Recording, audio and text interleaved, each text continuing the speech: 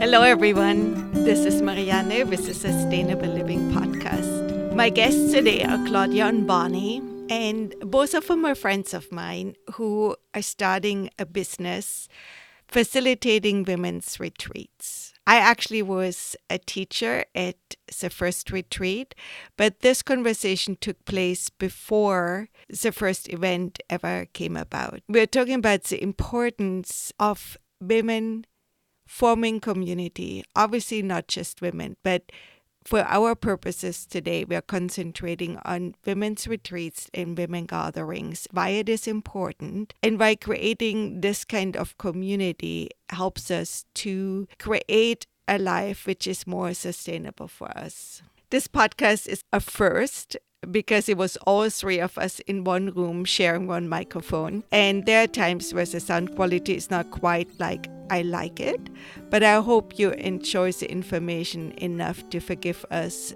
a little bit of wonkiness at times. Enjoy.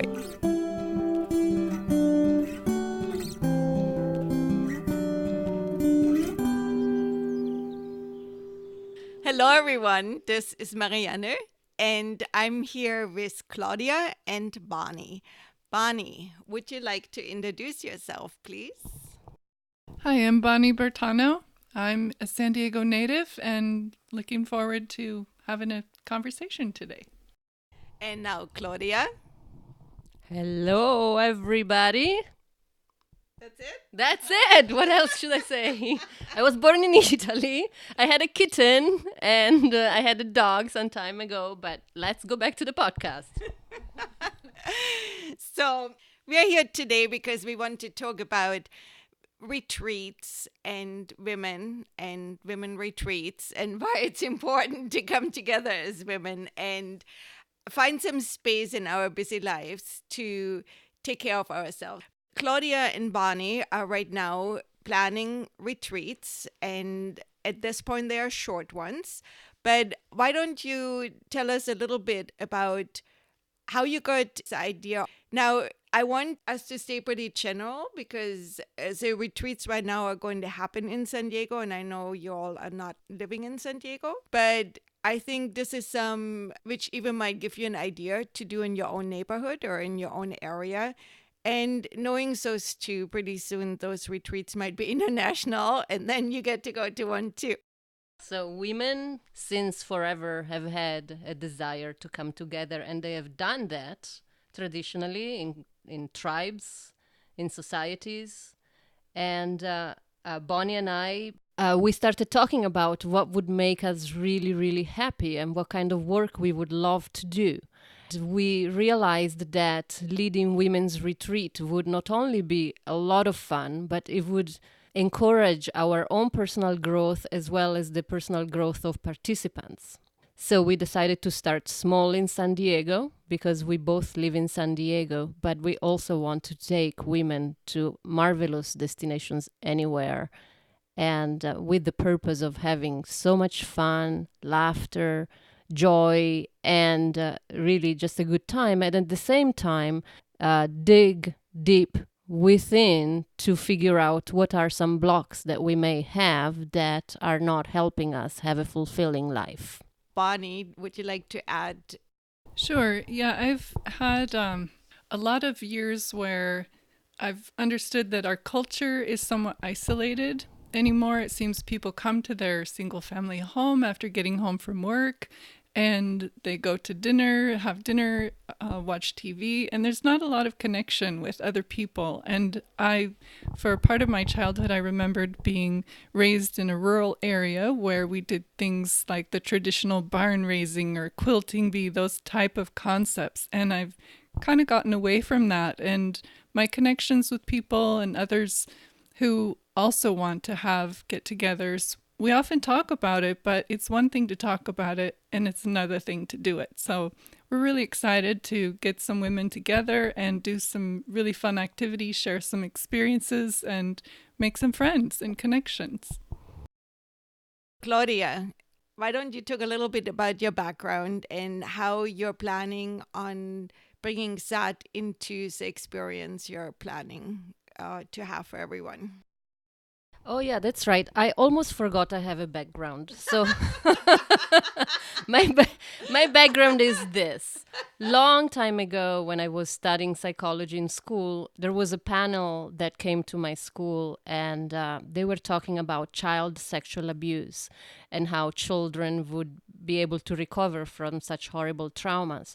And I thought, wow, that would be so much fun to work with sexually abused children.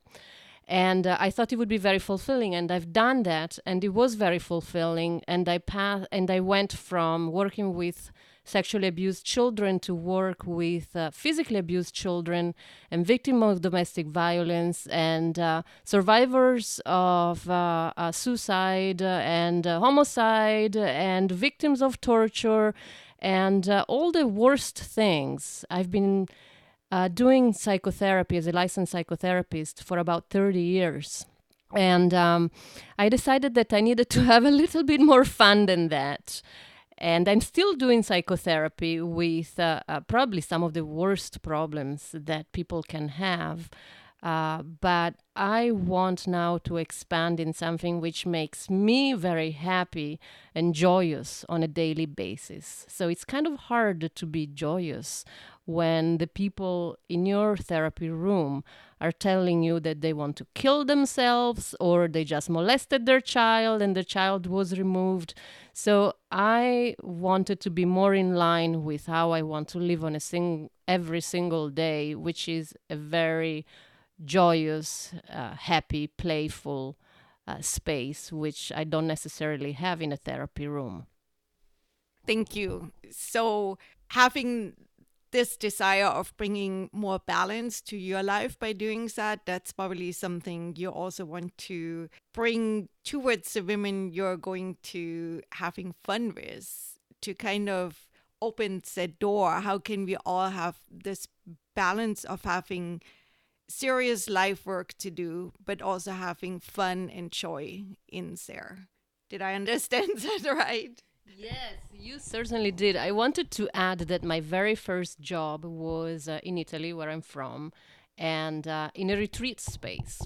And I can't believe that I had that job. It was so much fun. I can't believe I was getting paid for it. We were laughing all day long. We would go to sleep, basically laughing in our sleep. It was so much fun. So there is the ability to have that kind of life and work. And that's what I am seeking now that I am past 50. I am not willing to have a job that doesn't fulfill me completely or that does not bring extreme value and fulfillment to the people I am around.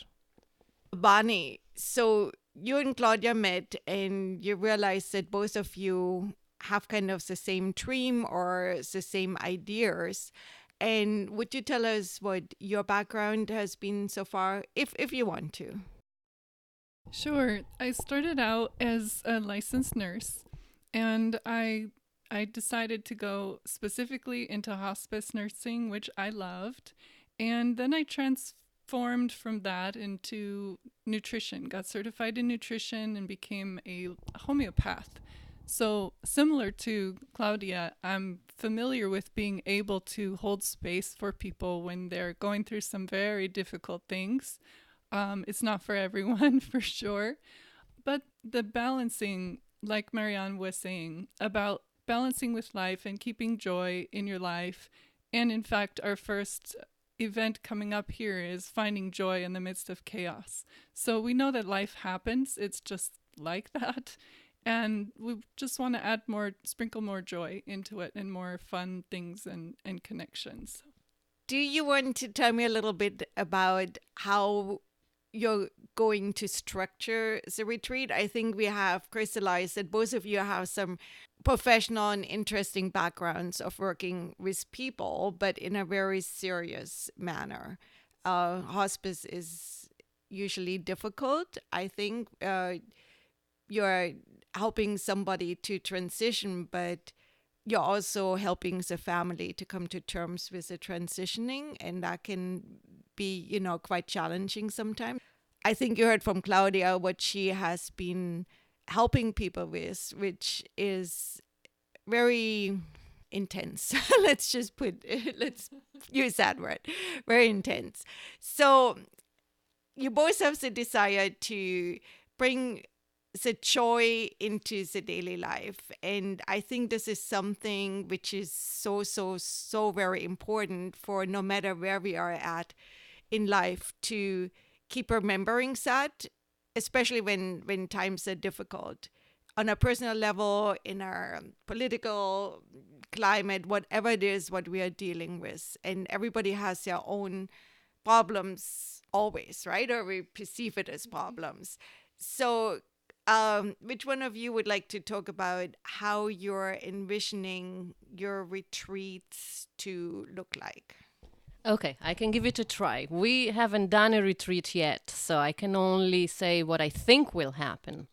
So, women love to get together. If you are not a woman, you should know what happens in the public restrooms where women start chatting with each other, comparing hairstyles, commenting on shoes, and immediately connecting and start telling each other everything about their firstborn and this child went to college, etc., etc. So we are natural connectors, and I think that's what's going to happen in our retreat. First of all, they're going to be very energetic. We are not going to be sitting around. We are going to be standing, moving, practicing some play therapy exercises.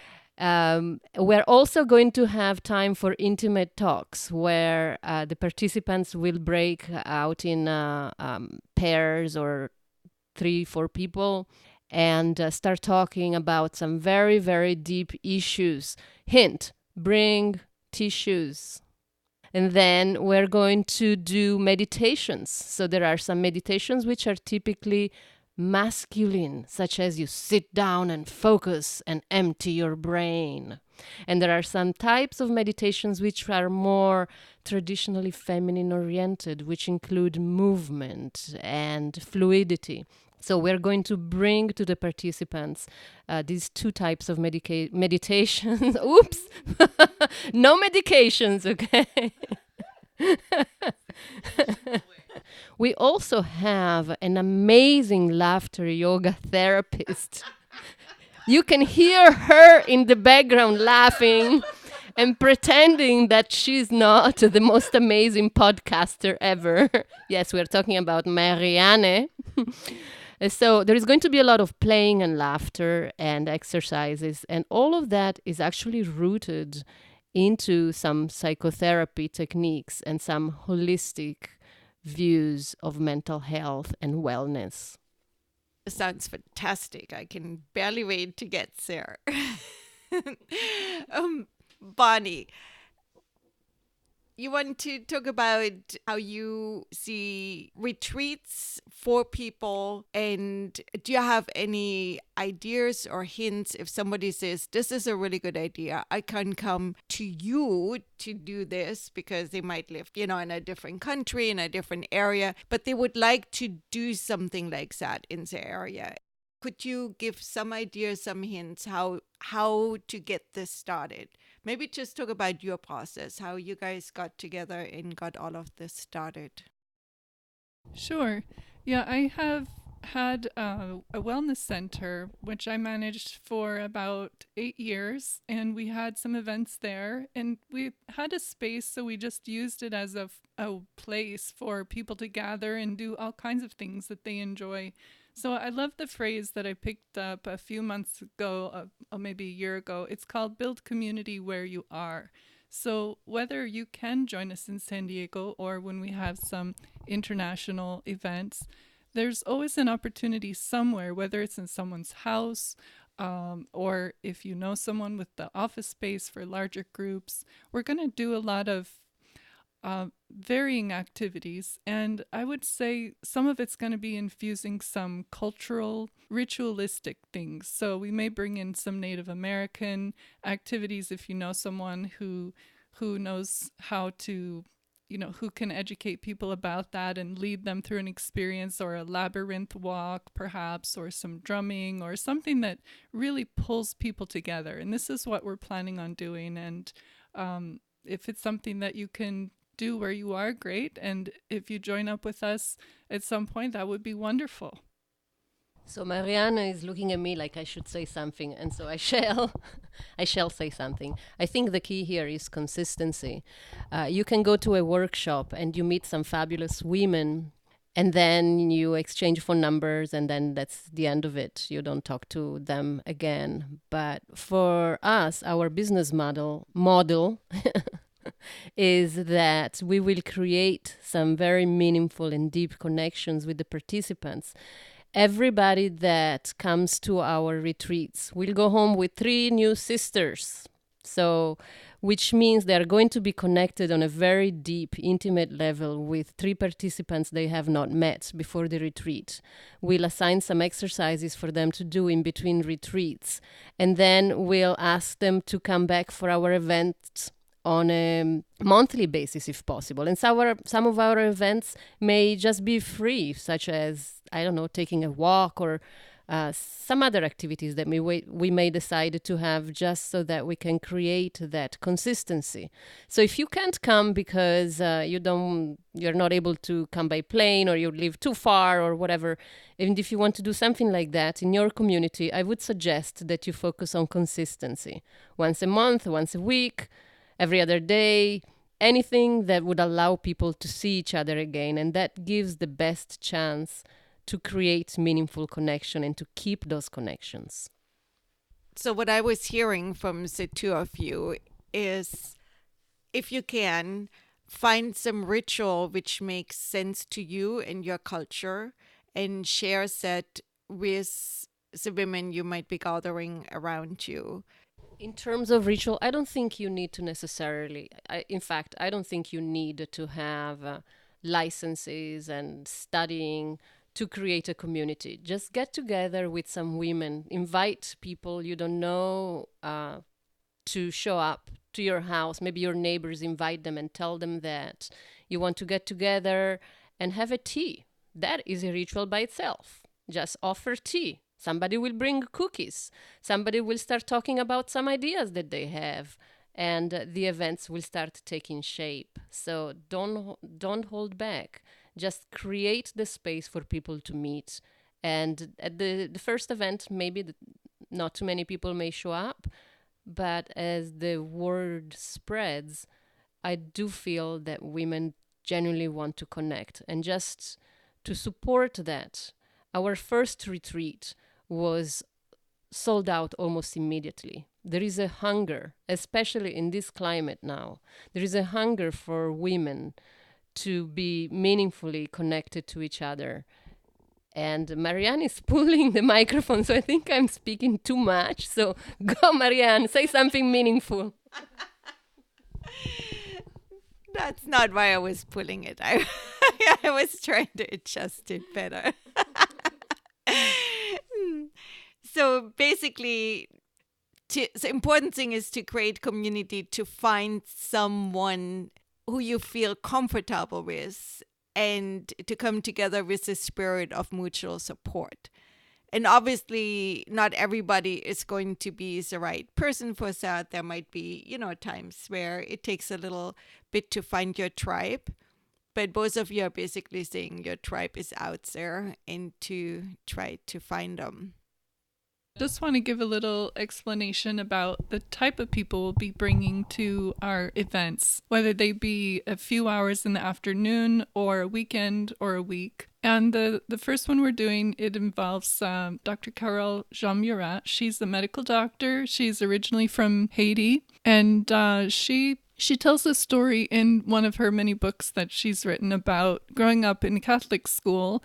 And her grandfather was some kind of alternative healer, or a medicine man, I think she called it. And the Catholic Church, of course, really frowned upon that.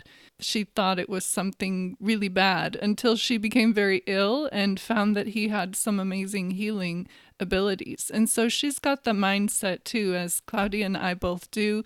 We're not completely conventional. We'll delve into holistic mindset and holistic wellness kind of habits and lifestyles. So that's what you'll find too, is a group of women who think outside the box. I have a personal experience for about I would say 10 years, I've been connected to a small group of women, which started with about 8, and it's now down to 3. And there is no place in the world for me where I can be so genuinely myself as this group of women.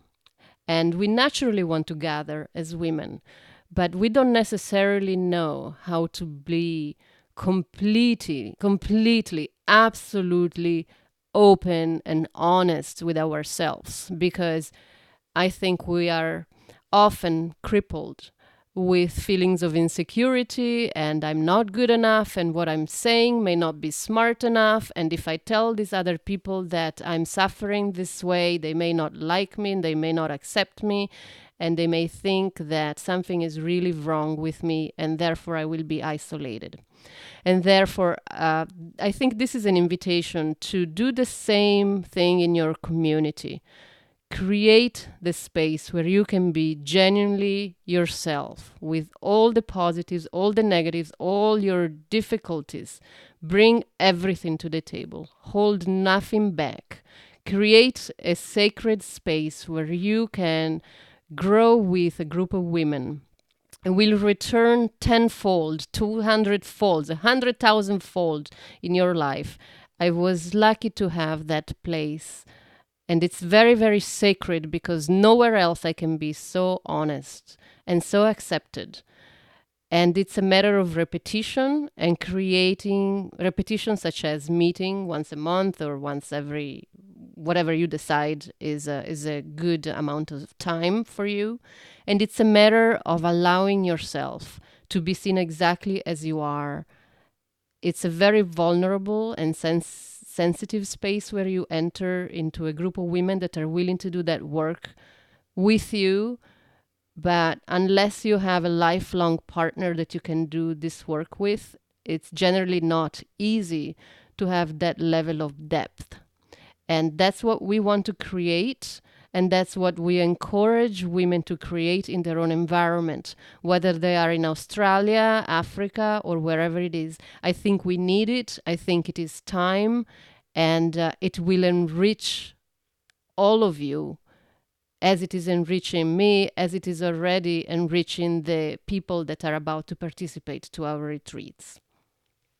So we have been talking about 2 different things now, how to bring it about. And one of them is to invite people over for tea and gather, which I think is probably one level of getting to know each other. And then Claudia just talked about the space of complete trust and allowing ourselves to be vulnerable and so forth, which is probably hard to do with just anybody, right? And we need to feel safe first with so people we are opening up to. Do you have any tips on how to go about to find the people you feel like you can trust? So for example, Claudia, do you want to tell us how you found the group of people you're doing this with? And Bonnie, do you have a similar experience you want to share? So in my case, being a psychotherapist, it's kind of a professional problem that we always want to go within and explore our own internal world. And that's how I found my group of sisters. I brought it up that I would like to meet, and we started meeting once a week, and then we went to once a month. And how do we go deep? I think for us, it was a matter, again, of repetition and realizing that we had our own best interest. The interest of the group was the most important thing. And we really wanted the best for the group participants. But at our retreats, we have some exercises to help people step into that space of vulnerability and trust right away. Now, if you are left to your own devices, how do you do it?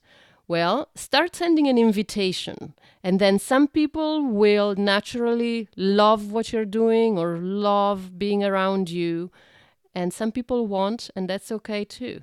And eventually, by matter of repetition, you will find that group that will sustain you and support you for the long run. when you find therapists, for example, marriage and family therapists, psychologists, I have a number of them as friends, especially because of my work in the wellness industry and the wellness center. Besides that, and people who are willing to hear all kinds of life experiences and states of mind, and they can accept that, it's also building friendships and that consistency, like Claudia was talking about. I have another friend, for example, I've known her for a number of years, and she openly admits that she's not very good with that kind of emotional stuff.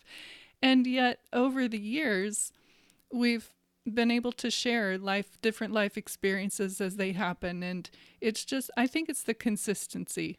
It's that when you have a group of friends and as you gradually get to know them, sometimes things just happen. Life comes up and you're already an established friendship and you're just there to support one another. So that's what we're looking to do, is to create something, have that consistency. And in our case, it's inviting people who will help us go deeper and have more playful experiences. So it's a little bit different, but it's a combination of things.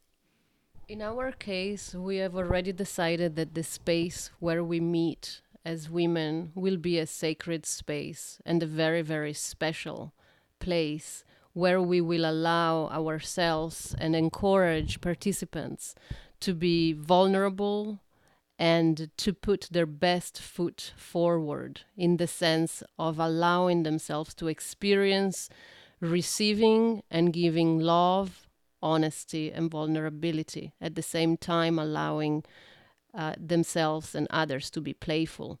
Maybe if you start with some rules, if you were to do something like that in your own home or in your own community, you may want to preface your meetings by saying, we're always going to open with the tea ceremony where we're going to check in with each other.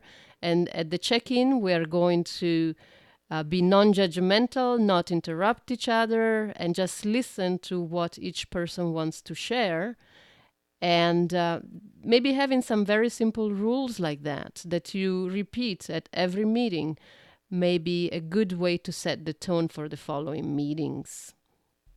So what I'm really hearing is that women used to gather a lot more. Just that's how the days went. And now we feel much more isolated. And that's where both of you feel is a need coming from, to now make it a conscious effort to come together and to support each other.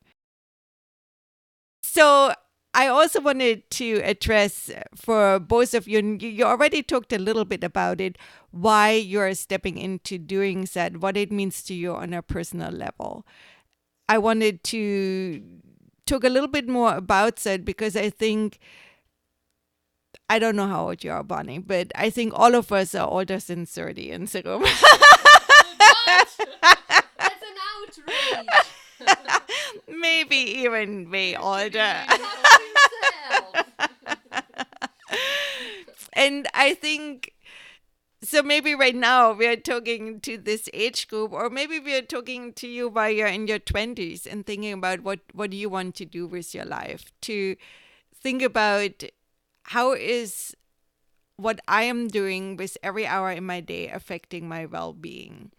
And Bonnie, would you like to talk a little bit about that, a little bit more? We already kind of talked a bit about it, but to deepen, what is calling you to start into this retreat business? That's what you're starting out, right? You're stepping into the retreat business. Sure. Yeah, my main motivation was just, in fact, to meet more people myself and to have some fun and do fun things. Like I'd mentioned, I'd been in the wellness industry and I'd had other similar events, but they were more educational in nature. So perhaps they were about nutrition, or like my background with homeopathy, or we'd invite a naturopathic doctor, or sometimes a little bit more creative, like a Reiki training or similar. But primarily it's because I want to increase my connections and my network with other people. And because of my conversations, like I'd mentioned with other friends, they need that too. They need some time to take to themselves. And because we may live far apart, or because we have busy lives with our families, with our work. It does take a conscious effort. So I just decided I wanted to be part of that and just to create that. So, I'm Claudia, not Bonnie, as you may notice from my accent. As Bonnie was speaking, I was thinking, even in our the name of our business, Full Moon Retreats, reminded me of an experience that I had. For a short time, I lived in Thailand, and among a hill tribe called the Aka tribe that was up in the mountains. And in that particular tribe, women sleep in the same room, and then men sleep into another room. So women are always around each other. And I remember that one day there was a wedding. The following day there was a young lady was going to be married. And so the whole tribe of women cried together. It was basically howling at the moon for the whole night. They were crying, but at the same time they were together, these women, while unfortunately men were out there smoking opium, which is a huge problem over there. But the fact that women were together and they were holding each other, and there was the moon, it was a magical space for me to be in, and to be able to be in that. It enriched me so much to see women come together in moments of joy because it was a wedding, and also pain because it was separation for this young girl. She was going to join a different tribe the following day. And I thought, we need something like that.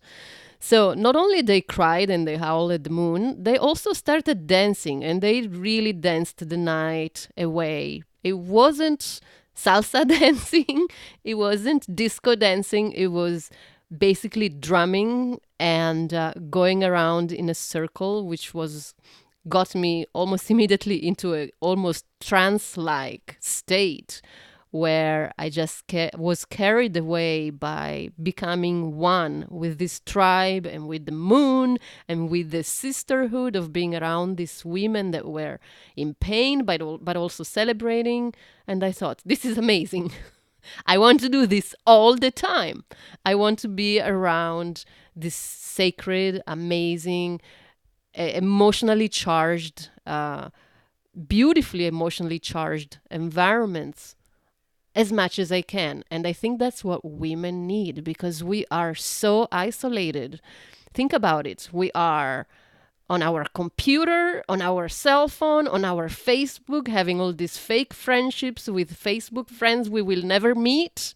And then we say, wow, I have such a great life. I have 3,000 friends that I will never meet. But how about somebody just next to you that can hold you when you're crying and bawling your eyes out? We don't have that, and I think we really need it. We go from one point of isolation to another. We can be very isolated even in a wonderful marriage. We create our own little bubble with our spouse, but that bubble cannot sustain itself. We need to have several points of strength. So if you are one of those women that is completely isolated with her partner in her own universe, I really recommend that you open the door and start howling at the moon, in the sense of start finding your own kind. Find somebody to support you, even if you don't feel like it. Start joining some group larger than just your little bubble. And you will be much happier as a result when you don't rely only on one thing or one person to support you. Another thought that came to mind is, in some of my discussions with people, they'll say, for example, something will just come out of their mouth that I think is absolutely amazing, so funny, and it's about women, it's about being a woman, and it's about associating with other women and other men. We did have a discussion, by the way, about that, about should we limit it to women? Do we want to include men? What's that going to look like in the future? But what I found is that there are some wonderful people out there who have just some amazing wisdom and just wonderful things to share with other people. And that's part of the why, and why I'm doing this and creating these experiences, is because there are just great people out there who have some things to share. There's the Me Too movement going on right now, where women are combining together to share their experiences, and more conversations are coming out into the open. And some of these things are very private and are very specific to women, depending on the situation. But it's definitely a support that's necessary. And so I figured the best way to do that is just to do it, and to create a business out of it was so much more fun. We have been focusing a lot about women gathering, and at this point of my life, that's what I want to do for myself. But there is half of the world that doesn't necessarily identify as being a woman, so we don't want to be restrictive, and I wouldn't want anybody out there listening to be restrictive and say, hey, we're going to do our own little island of women and we're going to be happy forever and howl at the moon. Because really the idea is to be happy in your community, male, female, gender neutral, whatever. Just being able to relate to each other at a deep, intimate level that brings joy and that allows you to be vulnerable and feel completely supported and feel completely honest and authentic. That is my hope for what I want to do and for what I want to see out there in the world. Very good. Do you guys have anything else you would like to add, or do you feel we have covered the subject pretty well? Well, I mean, we could be adding, if you give us another 15 hours or 25 hours, we can surely add, but I think that Anything like worthwhile to say? well, I mean, for that, I have another 155 hours. I mean, what do you mean? you think? You think? Okay. So, but we can certainly come back and give more pearls of wisdom. Just wanted to say it was fun. Thank you for the opportunity, and look forward to meeting any of you if our paths cross somehow. That would be great. It was really wonderful, as usual, to see Marianne and to do something which we haven't done before, which is this podcast, which we hope will bring 100,000 listeners more to the podcast. And we hope to keep in touch with any of you. So write and send us smoke signals and whatever. But thank you so much, Marianne, for bringing us here. So how can people reach you? That's where we get the big eyes. Like, okay, what is our online presence so far? Well, yeah, we have a website in the works called fullmoonretreats.com, and it would make us also very, very happy if you come and say hi to us on facebook.com/fullmoonretreats. So there we go. You got it. We are connected now. Thank you so much. Thank you. Thank you. Thank you. Mwah.